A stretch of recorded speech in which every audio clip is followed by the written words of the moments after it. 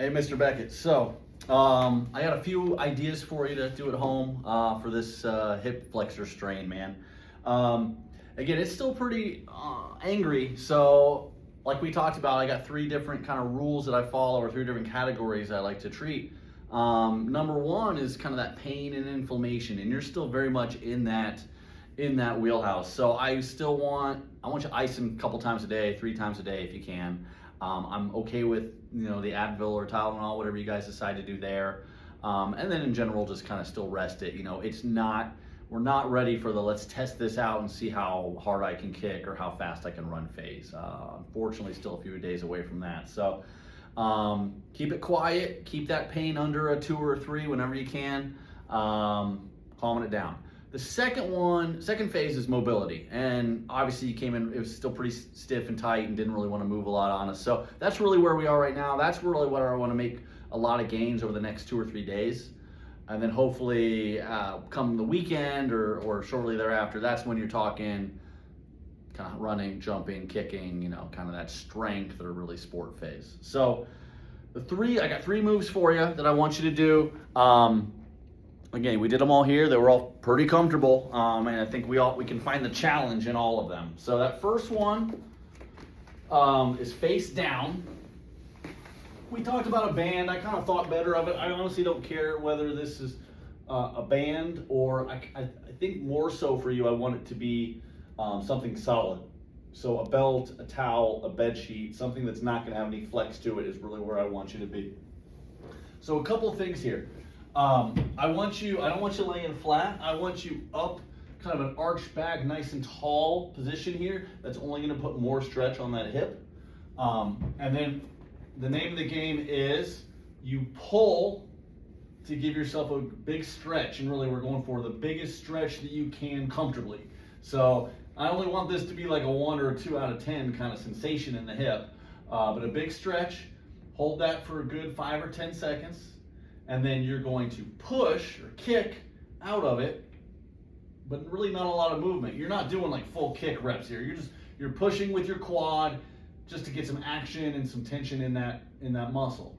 Then you relax, nice 5 or 10 second stretch, stretch, stretch, and then you push for about 5 or 10 seconds. So you're just going back and forth, stretch, contract, stretch, contract. I'd spend a minute or 2 doing that. Bonus points also if you can prop this leg up on something, maybe even just a couple pillows, it's only going to just add that much more stretch to that hip flexor. So it's kind of an awkward position, I know. Find the best spot, whether this is on the floor or the bed, but it's a great way to stretch the hip flexor, but also get some strength in there. It's very rare that we can get those 2 things at the same time. The other one, lying down position I like is this. Here, I'm gonna change my angle here a little bit. Off the edge of the bed, boom, let your right hip kind of hang over, and then this is just a nice gradual stretch. So honestly, man, I want you to kind of hang out here for minutes. This might be a 5-minute deal where you just let it drop. And then we talked about the strength version of this is going to be straight leg, adding in some leg lift. Again, just to use the muscle kind of in a position or in a range of motion that it doesn't normally get used in, or at least with this injury that it kind of got tweaked in. So let it hang, let it hang, let it hang. Then maybe throw in 3 or 5 reps. All right, let it hang, throw in a few reps. Now you were comfortable with straight leg lifts. You were not comfortable so much with the bent knee lifts. So we're going to start with straight legged. But as soon as you can do bent knee with no pain, let's go for it. A couple things you can do to make it harder. You can flex this leg a little bit more up. That's only going to make it a little bit more stressful on this hip. You can also weight this leg. So if you guys have any like little ankle weights or anything, you can. Not a big deal if not. The weight of your leg is plenty. So we're working the hip in a long range of motion is the name of the game. All right, and then the last one is the kneeling hip flexor stretch. All right, boom. So we are right knee down. We're getting a good lean. So we know we're going to stretch that hip flexor. And then from here, I'm not a big fan, if you can't tell already, I'm not a big fan of just a stretch that you just sit there and do nothing.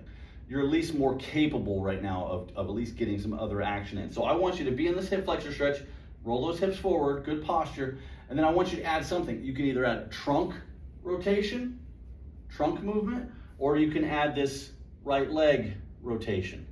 Don't lose the stretch. Don't, come out of the stretch just to make those happen. Lean into that sucker. You might want to hold on to something while you're doing this, and then adding in rotation at the hip or rotation at the trunk. All right, this one's a little more, what am I trying to say here? It's a little more aggressive than the others just because if you lean a lot, you can throw in a lot of stretch there to that hip. So keep it comfortable. Let the movements give you the sensation. Don't let this necessarily be everything, all right? I want the sensations to kind of come from the secondary movements, if that makes sense. Again, I would only spend maybe a minute on doing this. So really, you got a couple minutes face down, you got a minute or two on this one. The one laying on your back does take a little bit more, but again, that's maybe a before bed, first thing in the morning kind of a deal to kind of limber up that hip. So don't need to go above and beyond. Again, I would also ice 2 to 3 times a day. If you're testing, sitting at 90 degrees here and then lifting that hip, when we started our session, this was painful. When we got towards the end of our session, it wasn't as bad. But this is gonna be your cue for how things feel, right? If you can do it seated, then the next step is to add in standing. We see how that feels. Once you can start to do those kind of things comfortably, that's when we start adding the high knees, butt kickers, jogging, eventually kicking. So again, I don't quite know how quickly all those are gonna happen. Feel free to keep me updated and we can kind of troubleshoot that as the weekend comes on. But again, if you can't squat, lift your leg,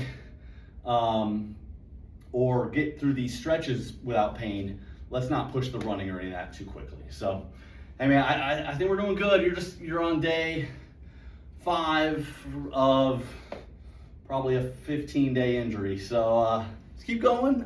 Every day will get better. And again, the biggest thing is it's not, this isn't the kind of thing where we just sit it out and do nothing. You can give it work. You can give it love. You can keep pushing towards the finish line here. But yeah, nothing big here for a few more days till we at least get some of that tenderness out. So, all right, guys, keep me posted. That was fun.